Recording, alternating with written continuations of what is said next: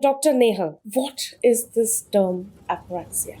Apraxia basically it means it's a neurological disorder which involves motor programming or motor coordination difficulties. To put it in very simple words related to speech and communication, a child may understand the word, what he wants to say, may understand it conceptually, knows what to say, but doesn't know how to say. So, in a nutshell, what to say, when to say, understood. How to say is not understood. If you tell the child or the client, say this, what is this? It's harder. 2 days back when we took him to the zoo, it was a school field trip. He saw the crocodile and I was shooting the crocodile because it started moving and it came towards us. When I brought him back from that junction outside, after 2 minutes, he said, "Wow." And looking at him, other two kids also replicated, "Wow."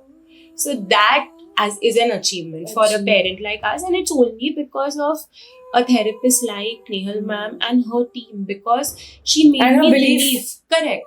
She made me believe that your child can do more, and I could see it in front of my eyes. I've been seeing it.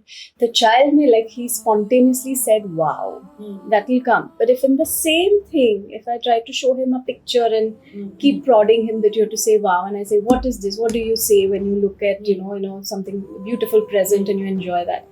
That time, that wow is more difficult.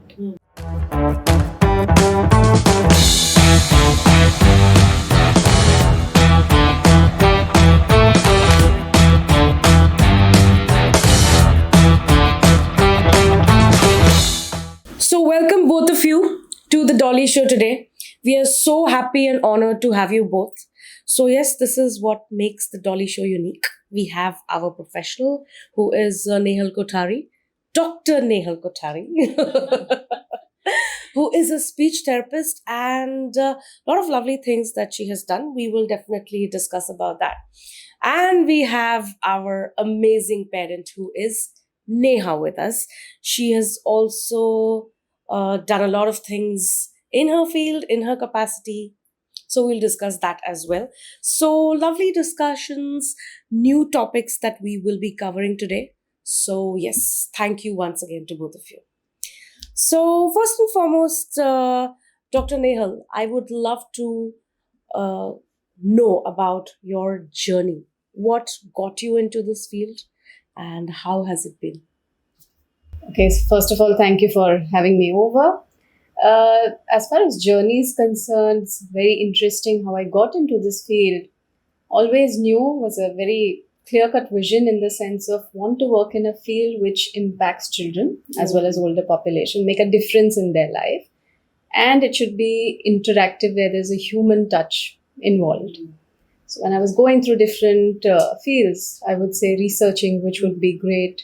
I came across an article which talked about speech pathology, and I happened to get into observing one of the sessions with a child where he started speaking his first few words or utterances right there. The joy on mother's face at that time, the gratitude that the professional felt who was helping, and overall the entire ambience of the environment instantly felt a connect. That this is exactly what I'm looking for, where there's a complete balance between the medical or the biology aspect of it with the psychosocial, where you are interacting and getting to know them as well. So that led to going for speech pathology. As far as journey is concerned, it's a beautiful one. Blessed with getting training and experience in best of both the worlds, India and US. Wow. So started with my bachelor's in Nair, worked here for some time, and then happened to go for my master's and specialization abroad in the Ohio State University in Columbus, USA. There, again, I had the privilege, since we're talking about autism, I'll connect to that I was selected.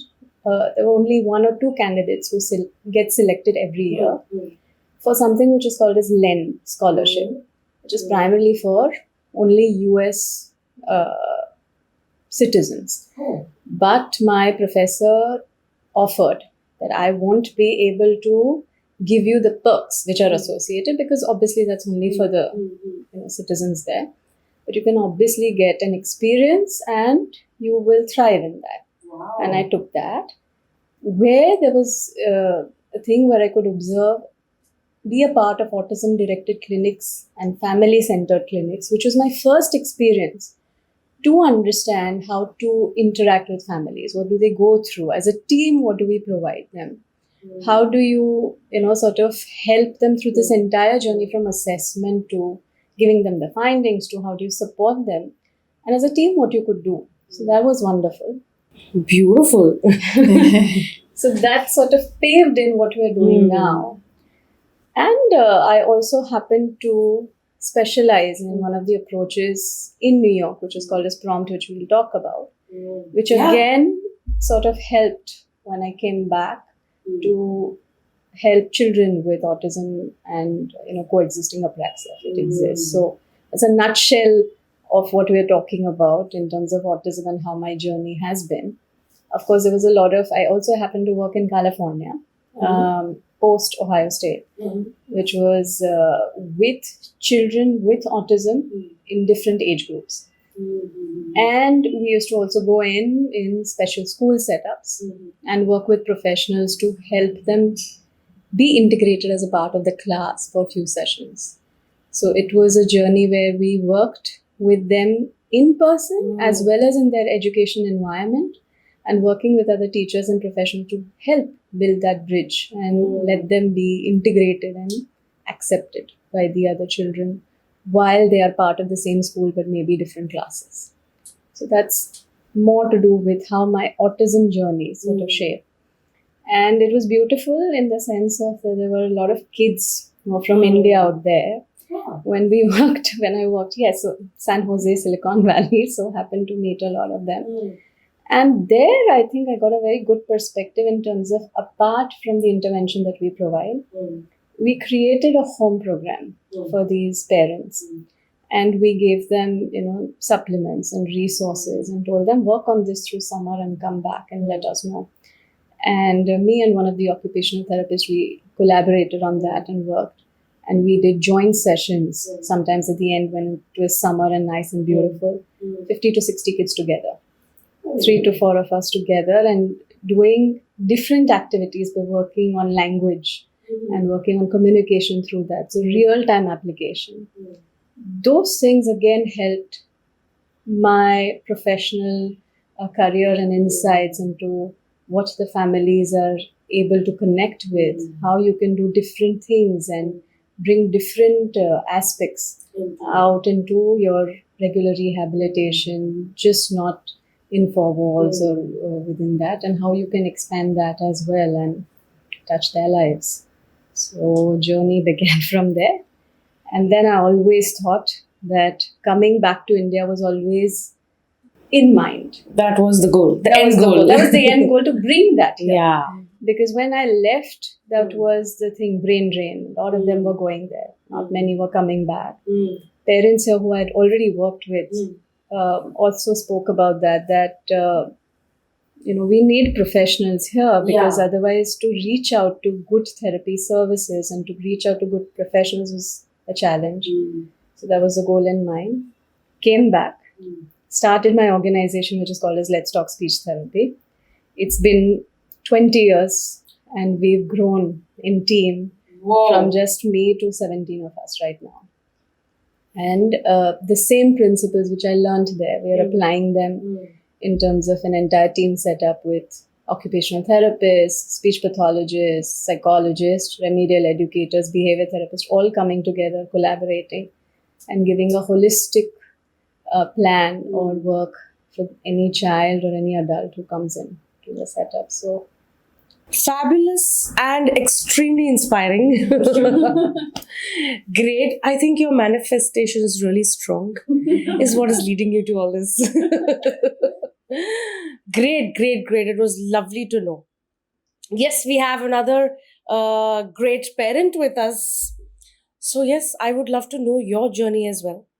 How you got to know about your child, your own fields that you have achieved a lot So we would love to know all about. So currently, I'm working as a play school teacher. Yes. It's been almost 7 years now. Prior to that, I've done media. So I've been a copywriter before that. I've been freelancing for copywriting currently. In middle of this, trying to juggle my role as a mother. And so Adhiraj was diagnosed at the age of 1.5 years with autism spectrum disorder, and he was also diagnosed with GDD, which is global development delay. Before his diagnosis came into place in our hands, our pediatrician told us that there is something wrong because he was not achieving his usual milestones. So he was not going on his tummy, which normally kids do at the by the age of 4 months of age or 5 months of age. He was not doing that. He was not doing eye contact. He was not reciprocating to his name being taken. So she used to keep telling us, these are signs of autism. These are signs of autism. We had never heard that term as parents. So it really kind of, I think, made us feel that maybe this pediatrician is not right because she's why is she being so negative? But then we slowly and steadily started researching about it and observing him as well, and we were like, there is something amiss, like he's not achieving it naturally. So she said the only solution to this is start doing therapies. Go start your physiotherapy because he's not achieving turning on his tummy, going on his tummy. So we said, okay. And luckily we had an institute just below our building. So, and it had a pediatric physiotherapist available there. So for a year, I used to carry Adhiraj in my arms and take him there. It was very heartbreaking to see a baby doing all these gym exercises which adults would do.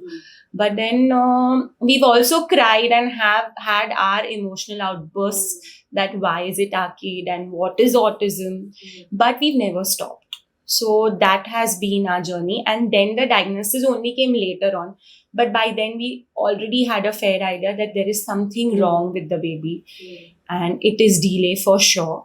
So we tackled it like that, and we've had our emotional outbursts. We've done our crying. We've cried every time we've come back before going to the therapy, but we've not let Adhiraj feel that there is something wrong. We've done it separately as parents. We've done it separately as family. I stay in a joint family, so we've done it together, but we've not let him feel ever that there's something wrong. He has autism. This is the way of life, and this is how you're going to manage everything. And you just have to push harder because after all, life is that way. You just have to push harder. So there are more challenges for you than other kids probably. So let's face it head on. And so that's how our journey has been. I loved the phrase, we did not give up, we did not stop. Is what is the best thing to do. And I don't know, somehow I'm of the opinion that who doesn't have challenges? All kids, all adults, everybody has challenges. I think they're just differently built or differently made. That's the only difference.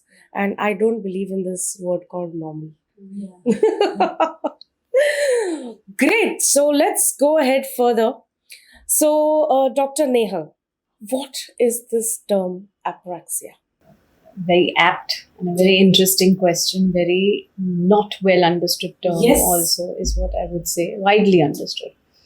Apraxia, basically, it means it's a neurological disorder which involves motor programming or motor coordination difficulties. To put it in very simple words related to speech and communication, we target that.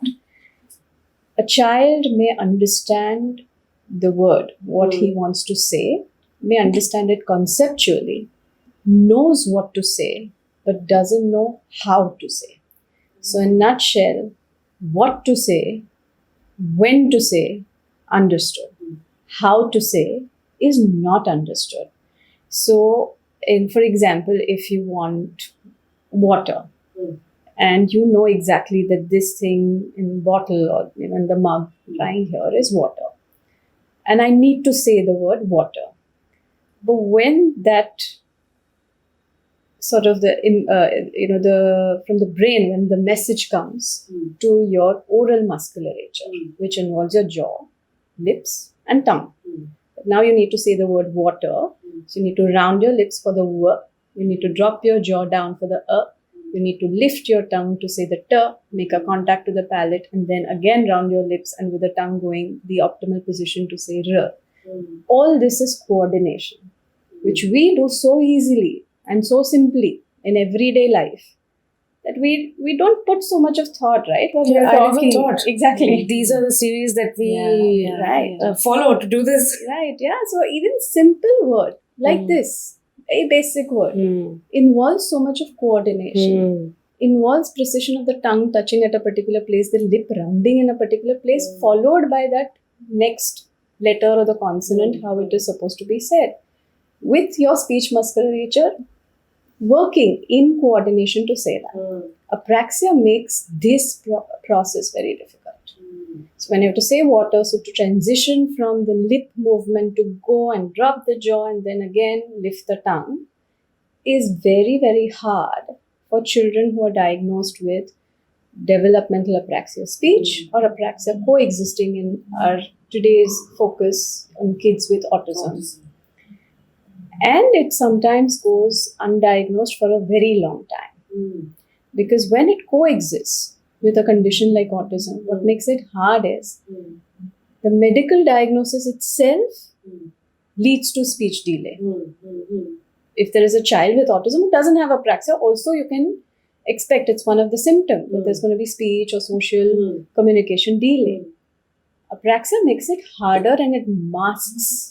It gets masked because there is other condition which is presenting and gets easily identified. Like for example, in any child's case, if he's diagnosed, okay, he's not speaking because of autism.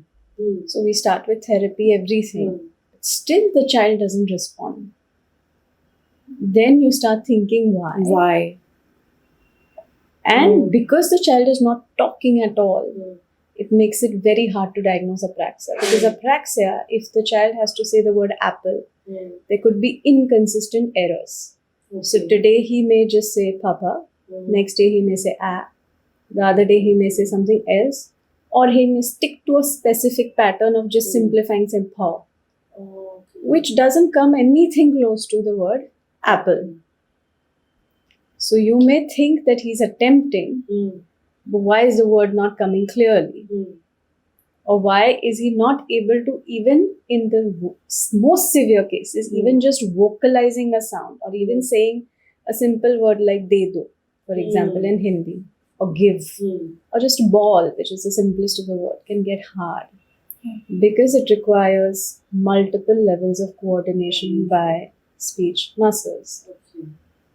So the how makes it more difficult because the child exactly knows what I want to say, but doesn't know how to, makes it very frustrating for that child. And then they start with feeling a lot of frustration and the behavior changes. Because they don't understand. Is a vicious circle. They don't understand why they are not able to say. And so the parents also don't understand. Till you reach to a professional who does a series of tests and identifies that possibly this child has dyspraxia or apraxia. And that's why the words are getting harder to come out. Then you need to look at it very differently. So my next question to this will be, can you just tell us a little deeper as to how apraxia, is it related to autism? As in, what is the relation between the two? Or are they separate? Or what is it like? So apraxia is a term by itself, right? So it can even, it could be developmental, which means that the child, presents with it as the speech is developing or the communication abilities are developing. It can be acquired in adults as well. So if adults post-stroke can also present with apraxia because of certain regions of the brain which are responsible for motor coordination or expressive language production, damage to that. Could be stroke, could be traumatic brain injury, any of this. Could be infection. That can lead to any of these problems occurring, which is acquired apraxia, which happens much later in life. Now, it can also just exist by itself. So it need not be that only with children with autism apraxia is there. There could be children who just present with developmental apraxia speech with no signs of autism or ADD or ADHD. But here, what makes it most difficult when it coexists with autism is how it presents, because you're already dealing with one condition which is hard by itself, and now you've got another one. So this is coexisting. It's not always prevalent in all children with autism, and it need not be that child has autism, so apraxia cannot coexist. So, what are those signs that parents need to look for? Who a child who already has autism, what does the parent need to exactly know? Okay, yeah, fine. Probably he's having this as well. What is that line of differentiation or the line? One thing which will be very, very evident is that the child's receptive language vocabulary, means understanding, or the cognitive abilities are far superior than the expressive. So the child understands a lot more than what he's saying or he's communicating. Now here's the trick thing, the tricky part. Yeah. Because as a parent, sometimes you do not know how to identify that my child already understands this. And I think Neha will be able to exemplify that with her. Which is the next question. Which is the next question as to how it happened, for her. Because when the child comes to us, we assess in two parts. One is understanding and one is expression. And that sort of teases the two things apart. Never make a mistake of understanding what a child is capable of cognitively or IQ wise just based on verbal speech. That's what I always tell a lot of parents. Because when the measure is expressive speech, that's wrong, especially for children with autism and where apraxia coexists. We've had so many. I had the privilege of attending few conferences where there was an adult individual. She's a very famous author and a writer right now who was diagnosed with autism much later in life. She started speaking much later in life, but she got misdiagnosed with psychiatric ailments. So all those things happen because people don't understand how language presents. Sometimes the verbal speech doesn't come. There are kids you can see sometimes on YouTube, and we have certain groups where those videos are there where child says, "I'm thankful to my parent. I'm 10-year-old. He kept reading to me. He didn't give up on me just because I couldn't talk." And then one fine day they start typing and spelling. But that's their way of communicating. That's their expression. Verbal speech may come much later. But don't deprive them with the stimulation which you're required to give in terms of their receptive, cognitive, academic abilities. A lot of these kids are very, very capable, gifted even at times, and they can do wonderful things. So I'll just give a little bit of how it happened with Adiraj when he came in, and I assessed him and I said, okay, fine, I understand expression is not more than 1 or 2 words, Neha, at that point, right? Yeah. So not more than 2 words. But what about his understanding? What do you have on that?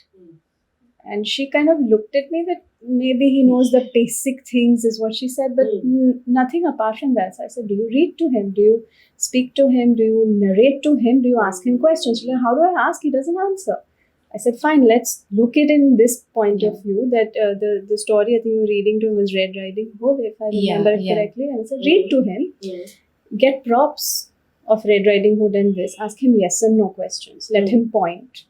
Ask him what was the main character or who ran away. And let him point. Give him 3 characters, maybe the fox, the grandmother, the Red Riding Hood, whatever the characters involved in the story, let him point. And she went back and she said, he does that. So till then, neither she knew that he's capable of doing this. And that's what I mean. So if the parent is empowered through programs like yours or through organizations like yours in understanding how to look for language or approach professionals like us where we can assess the right way and tell them, okay, understanding this, cognitive ability is this, Expressive speech, everybody knows. That's why you come to a speech pathologist because the child is not talking, or says only 5 words, or says only 10 words. But it's the other two which form a lot of base for us to also understand that where is the child and how much stimulation is also given. Correct. I've got kids coming in at 8 and 9. What was done? Only flashcards. And the child gets bored because he's not speaking, right? So the same thing happens everywhere. They're just shown the basic fruits, vegetables categories. He's gone past beyond that. Yeah. So it's so frustrating for the child. They start going into tantrums, behavioral issues, because you're not allowing them to explore other aspects of language. There are so many. Besides Which that. we will delve deep into. Sure. My next question would be to you, ma'am. Sure. So you initially your diagnosis for your child was autism. Yes.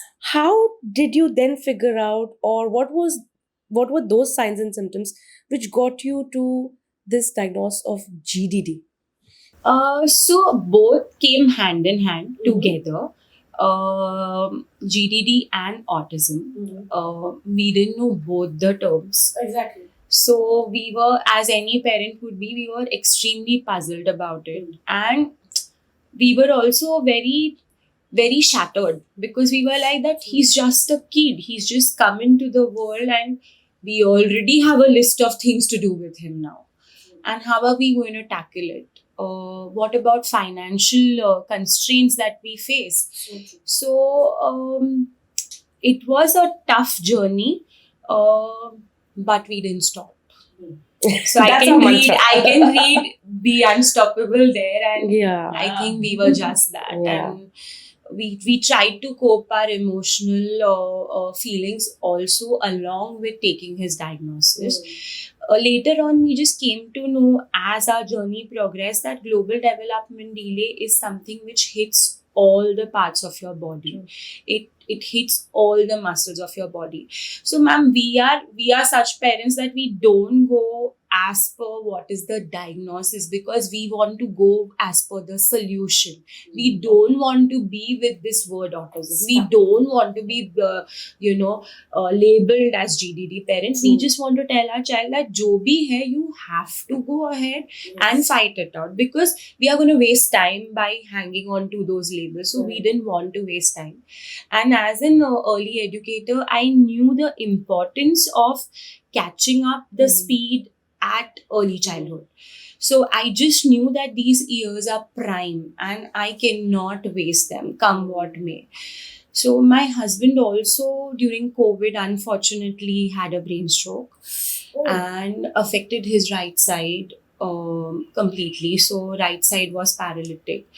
So I mean, yeah, we had these, boulders coming in between, but we had to manage because at the back of my mind, I had my mind ticking that if I miss this, we are going to regress back. And then again, getting him to this level where he's already from A to B level now, which has taken us so much time. And it is the progress also happens in GDD very at a snail's pace.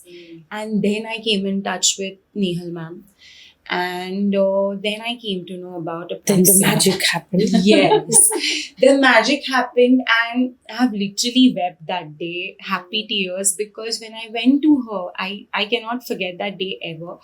It was already touching evening, and ma'am was reviewing a few parents, and Adiraj was, I think, 2 years back. So Adiraj was 5, 4.5, 5 then. And he was getting very restless, waiting. So I literally went to her and said, ma'am, I'm leaving. I'm so sorry, but he's almost going to sleep. She just told me, 2 minutes can you give me? Just 2 minutes of his time and you send him home. And I had a helper with me, so I could send him home back. And she said, then I just need you to talk to me. And she's like, make him sit on the chair. And she had these cards which she had made it herself. These were story sequencing cards. And she said that there was a hare and there was a tortoise which he had never seen. And she said, you narrate the story. There are 3 cards or 4 cards. And she's like, you narrate the story in your own words, whatever you can understand. And then just ask him what comes first, what comes in the middle, what comes in the end. And let's see what happens. So I was also, as a parent, not very confident. Will Adhiraj be able to do this now? And I was very sure he may not do it because he was anyway so tired and sleepy almost. But he did it. Oh. And that time I was like, I couldn't control my emotions because I was like, this is what it is. Like when they say the most of the autism kids are gifted. And I'm like, okay, now the treasure box has opened. And I couldn't thank her enough. And that is when I was like, she's going to be Adhiraj's therapist, and Adu's definitely going to her. And she has a lovely team. We went home. I just narrated this. I mean, saying this now also It's giving me goosebumps. because it just unlocked a very Yeah. big potential in my child. And then slowly, steadily, along the way, she kept telling me, Neha, send him to a school. So prior to that, he was doing an EIC program. So she said, no, you have to send him to a structured school. Then again, the finances bit, coming back to that, thinking about it. And then just one day, suddenly it happened. We got a call. He cracked the interview and everything. I went and I told ma'am. And then I borrowed time from her that I will only be coming to you over the weekend because now he has a schedule to follow Monday to Friday. And I'm also working parent. So I can't possibly get him every day. She gave us that time. She believed in us. So my also one big thing to parents is you should trust your therapist, because if you don't trust them, you are on one path, they are on the other path, you're never going to meet. So my trust is with her and her team, which thank you, ma'am. You've got amazing therapists under you. She also has autist. She also has behavior therapists, and we both also have had our fair chances of discussions where I may have a different thought and she may have. But her best part is she will give me that time to think about what she's suggesting. She recently suggested PECS, which is Picture Exchange Communication, which was only on a book. So we had started with Adhiraj, we had started app. So we had started an app for him, for helping him to speak, which was, he was getting a little, restless about it. He was scrolling way too much. He was not, letting the screen be there. So then they kept suggesting, and my only fear was that, will he forget to talk? Because he's a visual learner. And if he sees the cards, he gets very happy and excited. So my only fear as a parent was that he may not talk at all because he's using the help of pictures to communicate always. But then she put that thing in me that let's try it out. And then we tried and it's working so beautifully, and I've unsubscribed to that app now because this is working so beautifully, and his gestures are getting better. So with apraxia, I think you have faith. So that is what Nihal ma'am told me, that it may take a lot of time, and it's not just about verbal communication. It's also about gestures. It's also about receptive language. So story sequencing was a big part of it. And then I went on to unravel a lot of other things for Adhiraj. He knows opposites. He knows odd man out. He knows story sequencing. He knows if you introduce once a 3-letter word, he will just have it in his memory forever. And so that's how we discovered. And that, if you can, sort of advocate to parents. See, as a professional, one thing which I also figured out, that she's a teacher herself. And I tried to tell her, look, leave the verbal speech to us. But don't just make that the only thing about your child. He's much more than that. Yeah. You have to look at that. We want him to be independent. We Yes. want him to get the entire academics. And there are beautiful institutes. There are so many ways where they get trained. And they are good students who develop good abilities. And as I said, that we've seen that over a period of time, sometimes these kids bloom. They get verbal speech Yes. also, and they get other ways of communication also. So why deprive the child for just one aspect for the rest of the things? And I actually got her into confidence. I said, yeah, I'll give you a home program. You start working on the receptive and the cognitive. Let's get that at par. Verbal speech will take time, and it's one step at a time. Like, we discussed that just to get the one word water, how much of coordination is required.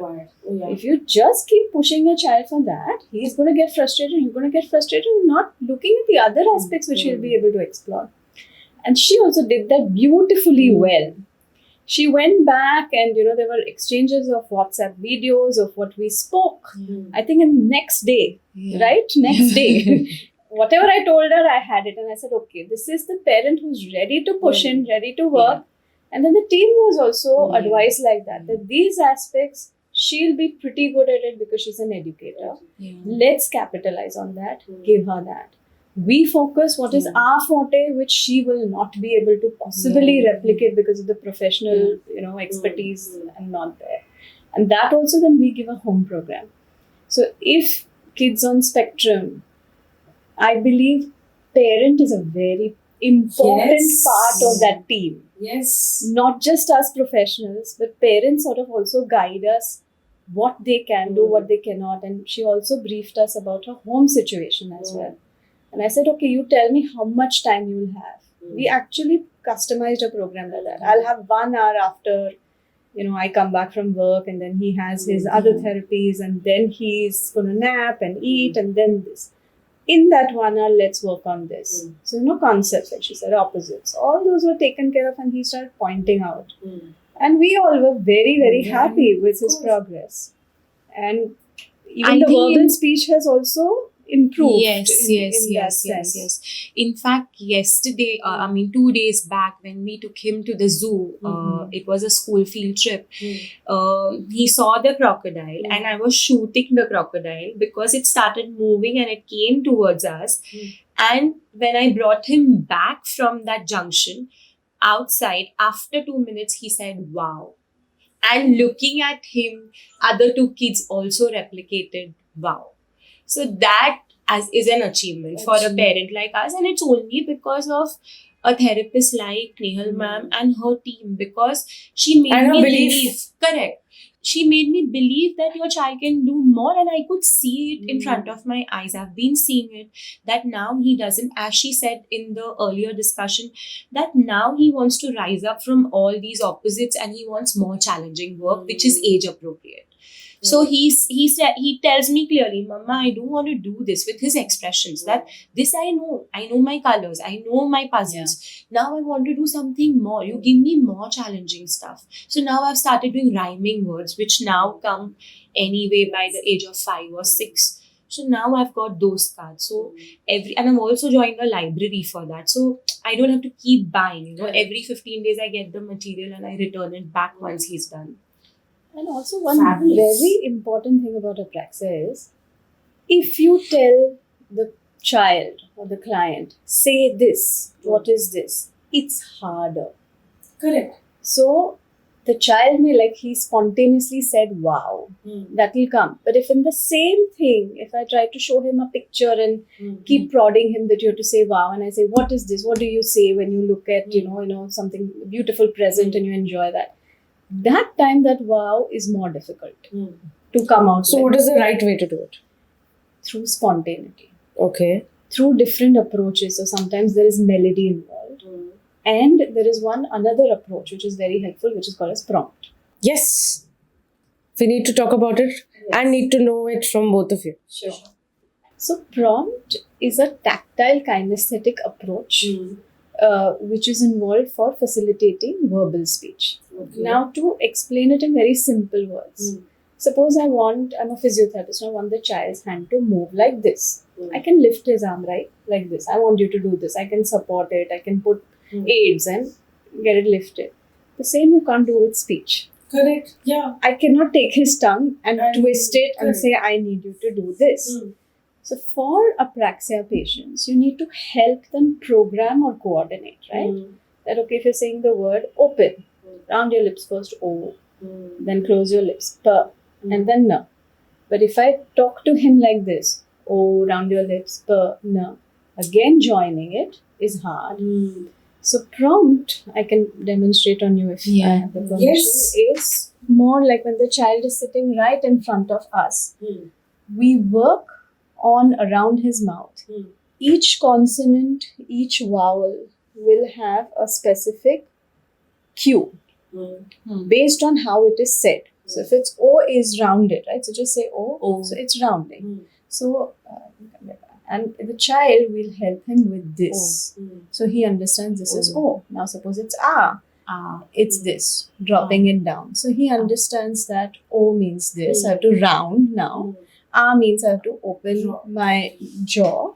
So if it's a word like open, then if this is the child, we come close and don't try to say it, I'll cue it for you. So it's open, open, and it has to go with the same rhythm, same timing, and same coordination as you say your hands move.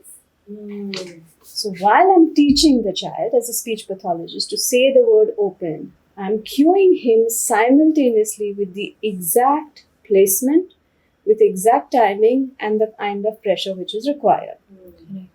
And we help him program, coordinate, and plan those movements, which is where for patients with apraxia, that's the problem. It's not like prompt is only used for patients with apraxia. You can use otherwise also for kids on expressive delay in autism. But this specifically goes at the level where the problem is, rather than just telling them visually or auditorily, look. Because there are few sounds which are visible, not all.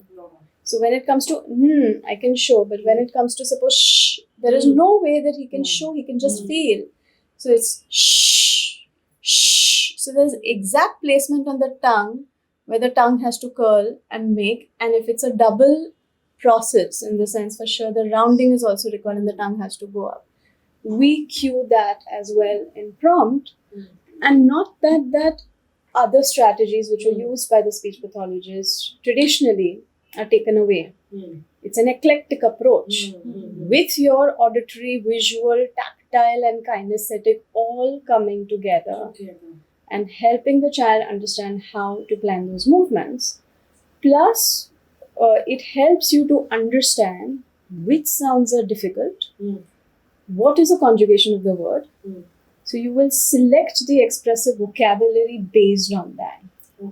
So if computer is something which you may say it's very relevant in a child's daily use, but to coordinate that word, the effort which is required, as a speech pathologist, I'll say don't take this word right now. Let's take patterns and let's take words which are meaningful, which can be easily produced, leading to less frustration, which can be easily cued and explained to the child and break it down for him. My God. So, and that also we impart to the parent. And sometimes we teach them broad cueing. I cannot train them completely in the approach. Yeah, because you can't teach each and every word because words are like infinite. But this is also process, right? So it's like a snowball effect. Once the child understands I can produce few sounds. Like in Adiraj's case, he started with ha and na first, correct? Ha, na, de. And that becomes powerful when you Very start communicating. these three words, And he can express himself and the others are getting understood. So his motivation increases. So in the next session, when we are ready to try for a little bit challenging or a little bit harder, that now he's got this, he's there with us. Correct. But when he doesn't understand this, and we just dwell into just showing him picture cards and making him repeat, then it's frustrating because I know all these things which you're telling me, which is exactly what I tell her, that we have to tease this apart. What is his cognitive? What is his understanding? And where expression is lacking, we know. But if this all is understood, we can't waste time in showing him the same thing again and say this, say this, say this. Because he really wants to, he cannot. So that's where prompt comes in and helps as an approach. And it really breaks down, and even the parents start seeing it from a different perspective. That I need to help my child in this way. If you want to reach out to a pen, I know I have to reach out this way. But I don't know how to coordinate my hand coming to it. So help me take each step, learn to pick it up and come back. Same way for speech production with different words. So how has prompt worked for you? So as Nehal ma'am rightly said, she started with very basic props. So as he was saying ha, he was saying apo, he was saying de. Then slowly now we move to b, we move to g, we move to m, n. So all the words relating to that letter, we started with that. So ball, baby, boat, ready, steady, and then we give him a pause there. Ready, steady, and then he says go. So we give him a prompt here, go, and then next 3-4 you will see that automatically he's doing it on his own. But of course, this next 3-4s also come with a lot of practice. It's not come on the first time. It's come after many days. So now he knows ready, steady, and go. So when his sports day was there, that's how, because how would I know what are they practicing? It's only written in a line that sports day practice is happening. So then I would give him this. Adiraj, are they doing ready, steady? And then he would say go and smile. So I'm like, okay, now they are doing. So I was reassured that this is what is happening in school. So prompt has worked beautifully with us. With of course a lot of help of instruments, like we've got chewy tubes where the repetition for the jaw is done. Biting is done. So biting is extremely important for them because biting doesn't come naturally like other kids. So Adiraj will not chew on a wafer, or if you give him a softer food, he will obviously choose a softer food because it's difficult for him to chew naturally. So even the repetitions on the left side, on the right side, how many repetitions are we supposed to do?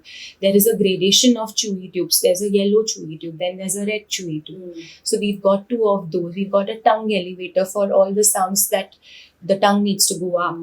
So we've got a lot of instruments. So I have his pouch, I have his toolkit. So whenever we have a speech class, I have to wash it every day and take it. Even for the home program where I sit with him in the evening, I wash it properly. I make him do it.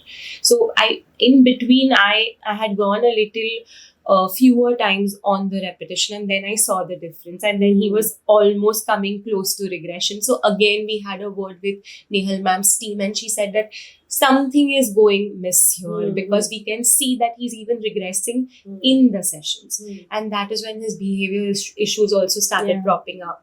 So he's been a very calm. So what was that reason? See, what happens is that when you're able to communicate, you're in rhythm, you're in practice. It is like any motor skill, right? You learn driving today. You don't practice, you go after 3 days, you're going to lose it. Muscle memory goes. Now, what she was talking about, the tools and everything. So that's what I'm saying. We're breaking it down to the basic. One, and every child is different. So there'll be some children who will be able to just require coordination for the help at a sentence or a phrase level or at a word level. Adiraj, we had to start from scratch. Like it was practically, like minimalistic verbal, you can say. So you have to start giving him the entire planning. Now the lips also have to come together. It just is not just prompt. Basically for that to happen is his jaw mobile, is there independent control of the lips. So there are tools related to that, which is called as oromotor tools. So that's again another program. So we use eclectic approaches and modalities to shape everything together. So the tongue has to elevate. If there is a tool which helps the tongue to elevate, let's practice that. And then when you come and I glide, use the prompt and glide and show you that this is how your tongue goes up. It helps because the tongue has already done that independent practice for the tools. So this is not prompt, but these are other approaches. And depending on what each child needs, they will be customized. Now, coming to what she said about behavior issues, communication and behavior are very closely related. Yeah, if you're not able to express, obviously the behavior. And hence, she mentioned about PECs also. So, our goal also at times is let the child express and communicate, keeping in mind that the verbal speech doesn't become an absolute, something that I don't want to do and this is a replacement, an easier way. So even when he's using PECs, he's supposed to verbalize along with that. Otherwise, the response is not accepted. He's supposed to vocalize. And there, all your prompts and tools and everything will come to aid him to do that if he is getting stuck. But what happens, suppose I've already communicated to you and you understood what I want. My level of frustration is down. My level of motivation is higher to try a harder thing, which is verbal speech. because you already understood what I want. Correct. And it is not that I am dependent on you asking me a question, I cannot initiate a communication. So all those becomes a very, very important part of the child's routine, that they are able to initiate themselves. Like even if he comes and just gives her the picture of, let's say, a blanket, for example, which is not in his routine, and he shows cold, and he tries to say even like alongside bah, or just cold, and even that much of response comes. He's associating speech. He's trying his level best, but the most important thing is he's conveyed his thought. And he's expressed, and we are building a channel of communication, back and forth exchanges, which all of us do. Yeah. So that becomes very important. When the child starts regressing with that, sometimes we see an increase in behavior because I want to say many things, I want to express, and he's an intelligent child, then the level of frustration is going to be still higher. Yeah. Because there's so much Because that I it's all want to getting do. pent up there. Yes. And it's not coming out. And it's not coming up, there's no Yeah. medium to communicate. Correct. Then it could be like any of us feel. And the child is also going to feel more because he's working hard from day number one.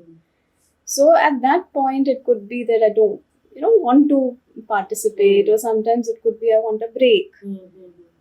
The behaviors could increase, and that's why we try to tell them that let's keep a structured routine for them. And of course, we understand a lot of load on parents as well. So there are It's a times when hats off to you. yes. And that as a professional is very important to Yeah, understand. true. I can tell her every day you're supposed to do this. I require it.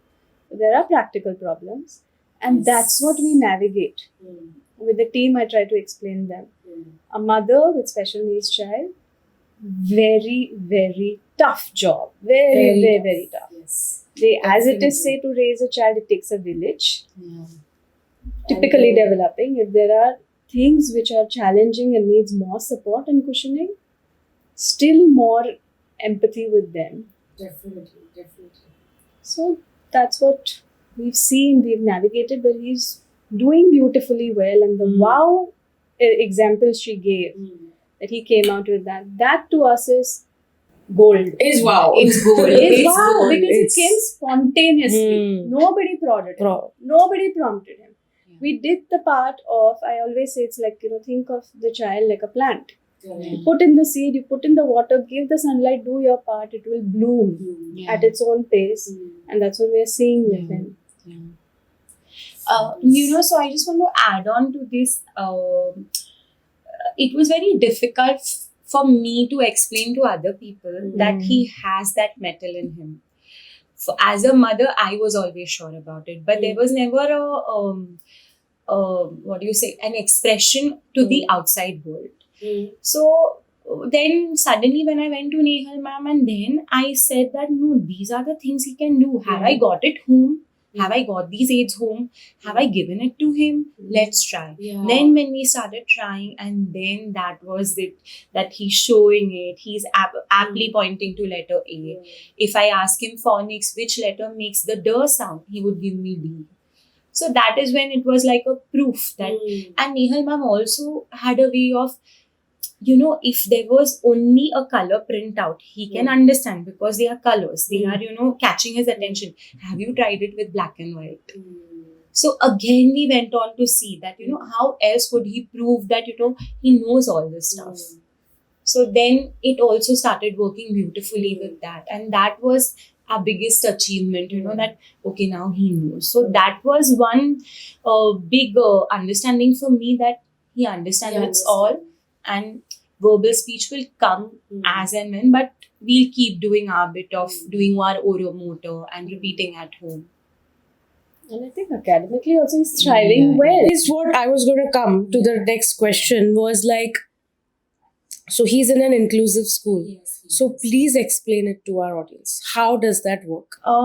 A structure, it just gives you a structure to a child's routine, which is extremely important. Going in, greeting his teachers, meeting his classmates. But sorry to cut you, but he is how has the school taken it, he being non-verbal? So and he's expressing with his gestures he's or actually cards. going to a special school. Hmm. So they have a small group size. They have just a class of 6 or 7 children, and there are 2 teachers. And it obviously took probably a week for them to understand, how he will navigate. But then they just got on with him, his movements and everything. And just we knew within a week that he loves his school, because there would be an impromptu rainy day holiday, and he would cry and howl, and he would be like, and then we all mothers gathered, and we understood that this is not just my child, it's every child there, because they love their school. So probably something right inside is happening, which they love. Then of course we saw his test results. We had one-on-one interaction with his teachers. We had one-on-one interaction with his therapist. So therapies also happen inside. And we got a positive feedback every time we went. So now we just had his results last week, and they were better than what he's done in his first term. So as parents, we exactly know the areas like ADL, which is activities of daily living. We knew that he doesn't eat all by himself. There is no independent eating. But this time ADL had sitting rightly on the chair with the right posture, with your hands here. So we knew that at least these things are there. So Progress even this is will there. come. So as parents, we were very happy that maybe last time the goal was this, but this time these goals, he's achieved it completely. And so his teachers were also very happy. So we see that on the mark sheet. When others also see on mark sheet, like our just heart swells up that okay, I we've know. put him in the right institution, Yeah. and he's I mean, getting the all holistic right. Correct. approach is running the correct circle. Yeah. What if parents could take from this of not letting their children, just be held back? Correct. Because if they Yeah. tap They their have a potential in the potential, right yeah. way, the parent is empowered to understand that. They take it forward. Like she took it forward to the schools.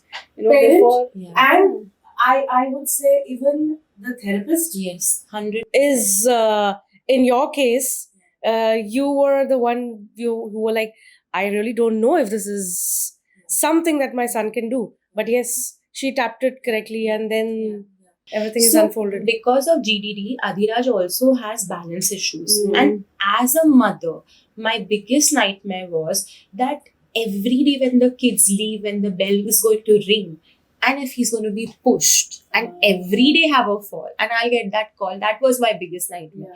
So I was just visualizing that part.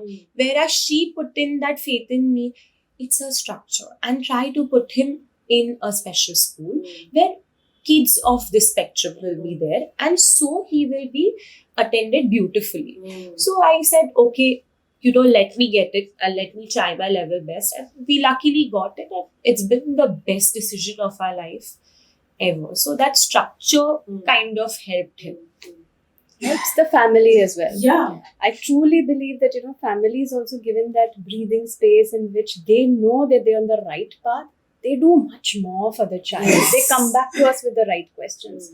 We move forward with them. So I think that's a big takeaway from. Yes, definitely. So, how is your family? Obviously, nobody can do it alone. So, how has your family support been? They've all been very, very positive on both the sides. On my husband's side, my side, nobody has ever made Adhiraj feel that you are a special child. Everybody has treated him like a baby who has everything. And the biggest is they support him the same way they support other kids. So we've never made that differentiation for him from both the sides. So this has been my biggest help. And they've been always positive. Even facing so many challenges health-wise in the family, nobody has Yeah, told because me. as you said, your Yeah. husband got a stroke. Yeah. Then you going for a job. Yeah. So, how do you manage Yeah. all of this? It gets tough at times, but when I see my kid that he wants to give it his best shot, he's not the one to sit at home back. Now with getting balance back in his life little by little, he wants that exposure. So when I take him to a carnival, he's like, Mama, I'm loving this. Why haven't you got me here before? But I'm like, baby, you were I mean, there were I didn't know. difficulties. There were difficulties. I was also struggling with your Mm. balance. Now it's coming. So Mm. now, even looking at his enthusiasm, I'm like, I want You to are just, also charged. yes, I Yeah. want to give him exposure of outside world as well. Mm. I don't want him to have a memory that Mama, you only taken me for therapies when I Therapies. was Mm. small. I want him to have that memory that when we had to do therapies, we've done it, Mm. but we've also had a blast. Like we've gone to the zoo, we've gone to the We have park. lived our life. Correct. So my family has been very positive and Which supportive. is amazing. Yeah, they've never told me take a step back. In fact, they've always told me don't miss his therapies, don't Mm. miss his things. We will manage. So both the sides have coordinated really well, and I didn't have to ask for it. It's just happened naturally. That is important. Yeah, Yes. When you have to ask for it and you get it is yeah, it's an obligation yeah, state. yeah. So that's not happened. Mm. Luckily, touch wood with me. So yeah. I've also got very good therapists. Yeah. I think that is very important because you've got the right doctors at the right time, and misguided feeling is bad. Mm. So you also waste a lot of time, money, efforts, but and you can never recover that and time. the child is at Yeah. the loss. Yeah. Okay, so all said and done. But supposedly, if a child, so you spoke about the prompt technique. If this technique does not work, so then what are the alternatives, and what are the other kind of therapies or that you can use for these children? It's a very interesting question because prompt, as I said, it's a tactile kinesthetic, right? So if I'm touching a child's face or if I'm going close up, there are many kids, especially kids on spectrum, They might not allow you they to. will not allow. Yeah. They may not even like a touch like this. Correct. So forget going on the face, even just touching sometimes their hair is an absolute no-no, and they will just recoil back. And those are some of the first steps we assess also whether we want to start prompt right away or not. So we will go and just shake his hand or tap him on the shoulder or touch his hair. If the child passes all those things and he's okay, then goes to the shoulder to neck to the face and then around the mouth region. So we develop a big rapport before that.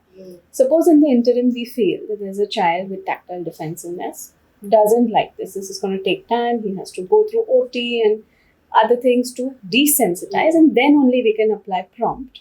Then we start with other approaches based on what we are seeing. So the oromotor tools or oromotor approaches are big in that. So again, you can develop a base with that. So there are different tools like she mentioned about chewy tubes. Then there are different kinds of whistles and straws and brushes that with that you will give different positioning. You will develop different posture. Sometimes apraxia is not just in verbal speech, it's even in non-verbal. So there's something called as non-verbal apraxia, which means that you ask the child that round your lips like a fish, or just say ooh. They can't do that. You tell them just open your mouth as wide as possible. They cannot do that. You tell them just puff your cheeks and fill air in it. They cannot do that. So this is not speech we are asking. We are asking about non-verbal. So they are not able to do these basic things.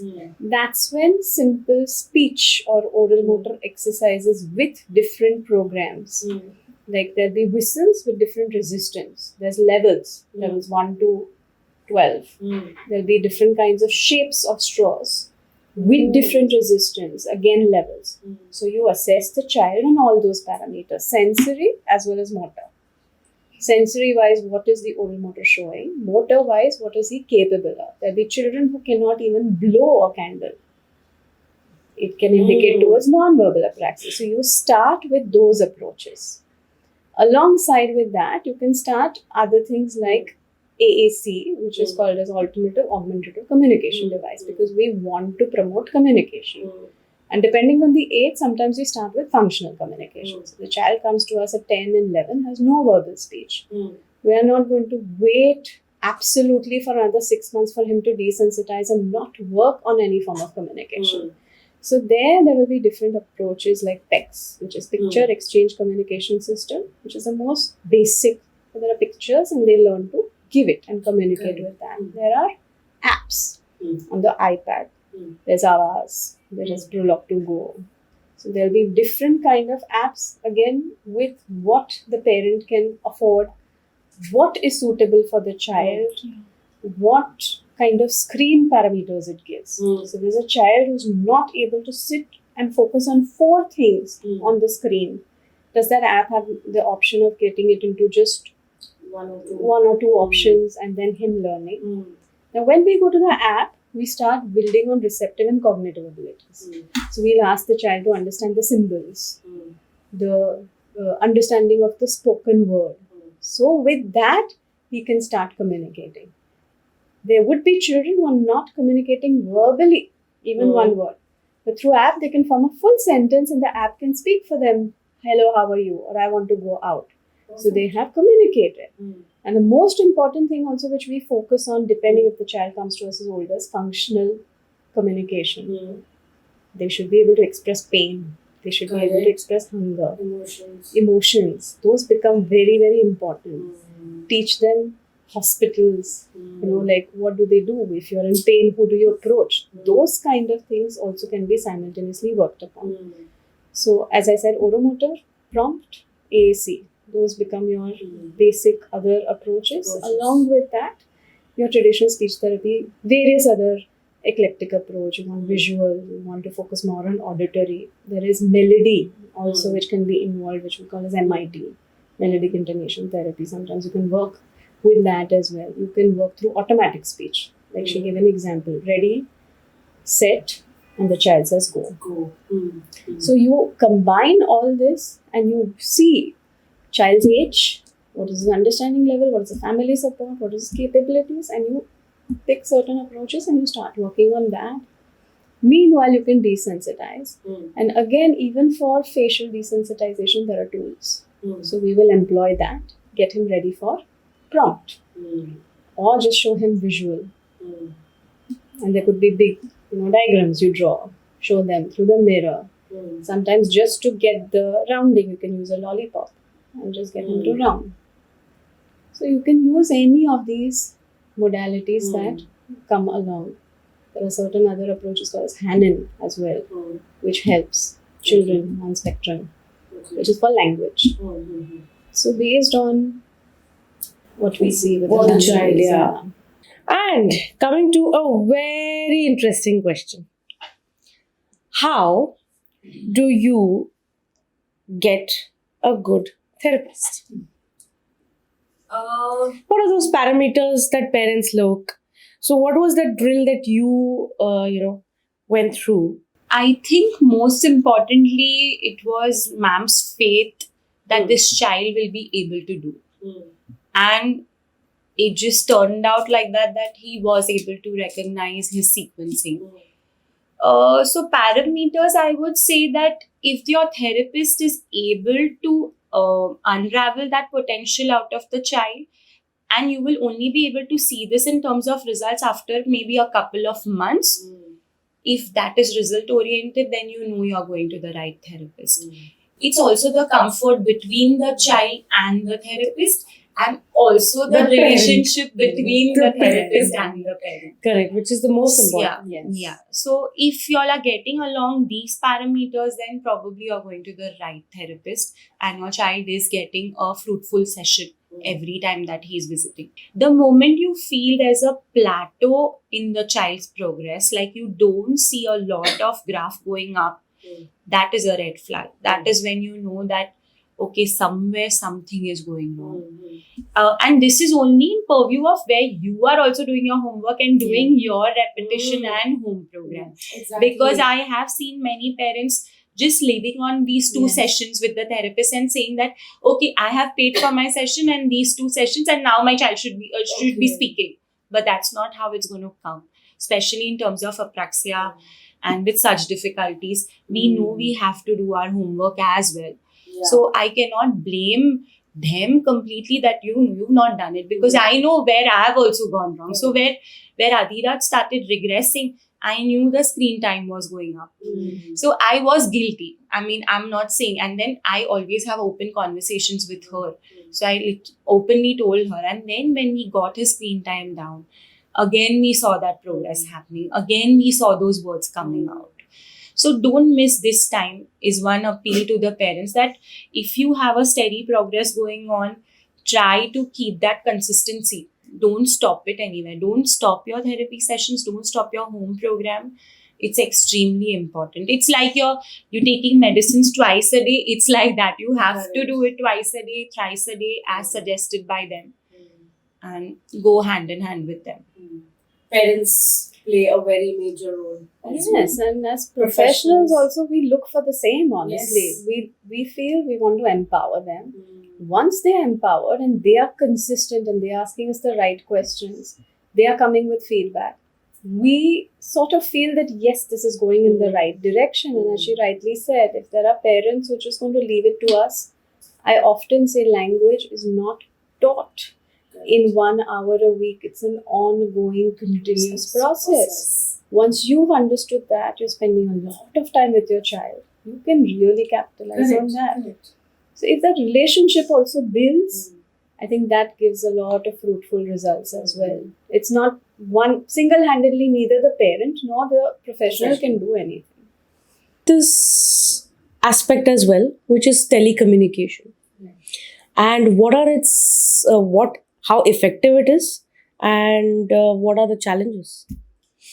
So in today's world, especially I think after COVID, we ourselves realize the potential that this approach has, because at that time everything stopped, and for children with spectrum you cannot just completely stop their therapy. So we decided, and little by little started our Zoom links and started connecting.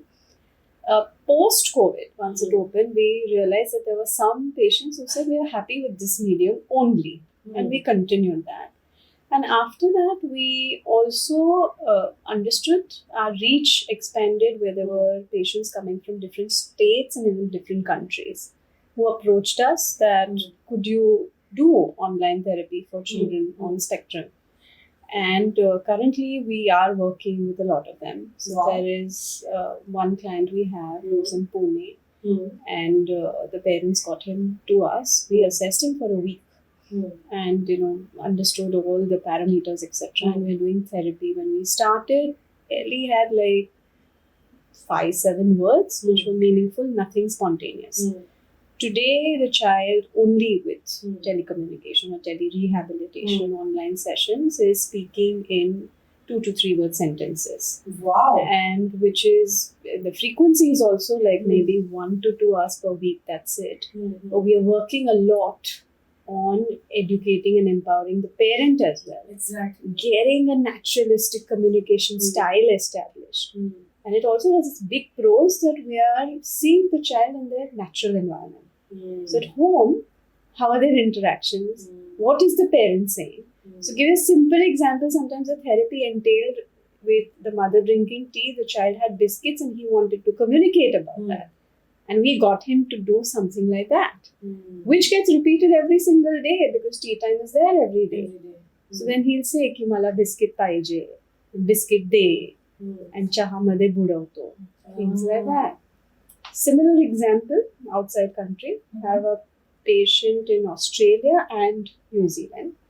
Again, the father contacted us when he come to India. Till date, we've never seen the child one-on-one. We've never met him. He gave us the history, we saw the videos. We said, okay, fine, we'll start with online, because sometimes people abroad face challenges in getting enough hours for interventions, sometimes long wait lists, many other challenges. We said, okay, let's start with that. And again, limited vocabulary, 10 to 25, nothing spontaneous. Child has autism with apraxia. And we gave them an entire home program and started with online sessions. And today, in fact, yesterday only we reviewed, and 50% of the time he's using 2 to 3 word utterances. Single words are coming spontaneously. But Yes. we are moving in the right direction, again, employing approaches like that. And we've even shown parents certain techniques of oromotor. So yeah, I want you to elaborate. What do you do in your online sessions? A bit, if you could. Right. So we obviously first start with the history, etc. Try to understand the child. Sometimes children don't want to sit for a long time. Screen time could also be a challenge which patients or the parents have. we limit the sessions to also 30 minutes. If we feel the child cannot. It could be a 30-minute session where the child is working with us only 15 minutes, 15 minutes we're working with the parent. Or it could be 30 minutes where the child is sitting, or 1, depending on each The child's child and each capacity, family, yeah, what yeah. they want. Once we assess, and we make a checklist of what is the child understanding, what is expressive language, etc., cognitive abilities, oromotor abilities. Assess every aspect. Sometimes we do a feeding evaluation as well. And we take one thing and we start giving them activities. We plan well in advance with the parent. We tell the parent for the next session we want this. Please keep these things ready. We work with them once the child is sort of done with the session, that look, you could communicate in this way. And work on it and send us the videos. Again, we review that. So that becomes an important part because the parent is your hands there. Here, when you're working one-on-one, you have the full charge and you can direct. There, you're making somebody else be literally your hands and be your replica. So you have to work with that person a lot and take them in your stride and make them do and work a lot creatively. We have to know the child in and out when we are doing online. What are the things they like? What are the things they'll engage? Because when they come to us, we have so many activities, materials. It's a novel experience. When it's their own natural environment, it sometimes can be repetitive. So we create something out of that. It could be a simple water play activity. It could be a simple cooking session, which the child enjoys. It could be a book reading session along with structured plans. We give them certain activities at that time. We give them certain sheets at that time. But again, we engage in that way. And there are Indian families, sometimes they come down after the online session and be here for a month. Again, get the entire process assimilated and go. But if they cannot also, we've seen wonderful results. So I think technology really works as a boon in that.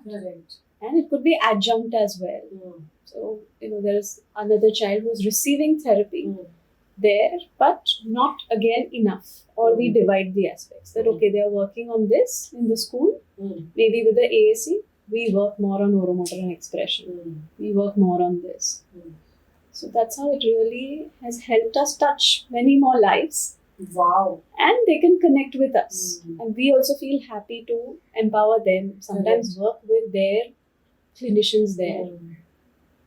Fabulous. Amazing. Technology at its best. Being used in the right way. Big boom. Yeah. Fantastic. A lovely conversation that we have had and a new aspect that we have unfolded. We had a long discussion on prompt, apraxia with autism. Then we had a parent who has, gone through so many challenges but has not given up. So lovely conversating with both of you. And I think lots of information that our audience will take back. Thank you. Really, Thank you. Thank you so much for calling having us. Yeah. Pleasure is all ours.